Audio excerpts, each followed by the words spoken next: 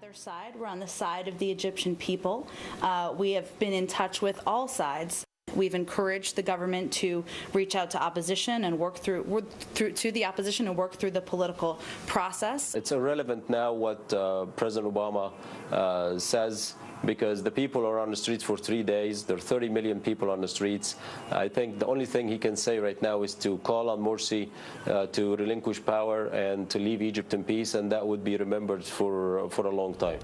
And according to reports, what the military plan has to do with is scrapping the current constitution, dissolving parliament, holding new elections, and all of those things would go directly to the Muslim Brotherhood, which had a very strong role in all of those things. And now if they're saying they'll fight to the death, where does that leave us, Charles? Well, it leaves us right now where we are tonight, is the government had lost its legitimacy in the eyes of the people, and really in the eyes of the politicians as well, who represent the factions in the people. Today you had the foreign minister resigned, the cabinet secretary resigned. That brings to 6 the number of members of the cabinet, all who are not Islamists, who resign. You had the courts today declaring that the prosecutor general, whom Morsi had appointed, and who was persecuting and prosecuting artists and critics and journalists in a way that is completely dictatorial, shows that the courts don't have any confidence in the presidency. In the president. Obviously the army does not, and you have, perhaps a quarter of the population in the streets. I think what the administration is not understanding is that what we have here is the crisis of legitimacy. It's not a question of reform. In the Morsi speech he just made, in which he concluded just minutes ago, he not only said he would stay on, but he didn't speak at all about speaking with the opposition, having some kind of a national government unity at all. This is a brotherhood which is dedicated to dictatorial rule, which is what it has been engaged in over a year. And that's why the people are in the streets. This isn't an argument over the composition of the government, its legitimacy.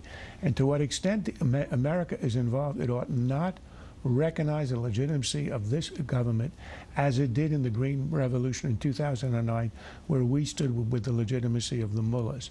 We ought to say at least nothing and say that we support the Egyptian people, but not support the government and not in any way encourage it to do X, Y, and Z. It really has to leave, and the military will appoint an interim government. To these marketplaces, folks need to sign up. We need community leaders like you to share with people what the Affordable Care Act means for them and help even more Americans sign up for coverage.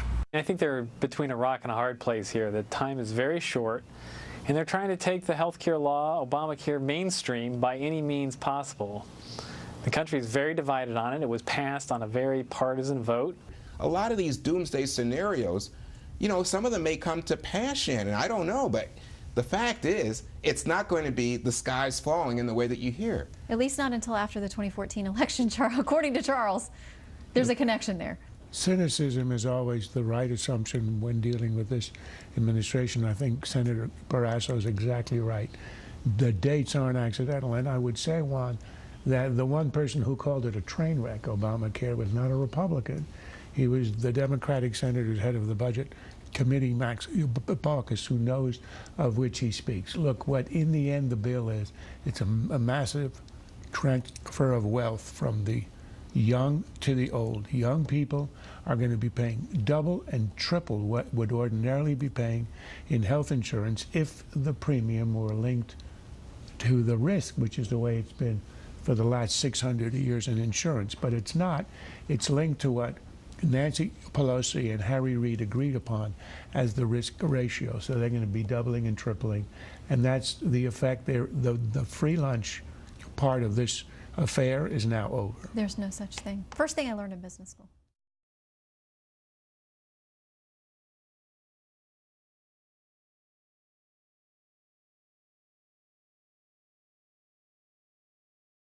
This has been a Sunfish production.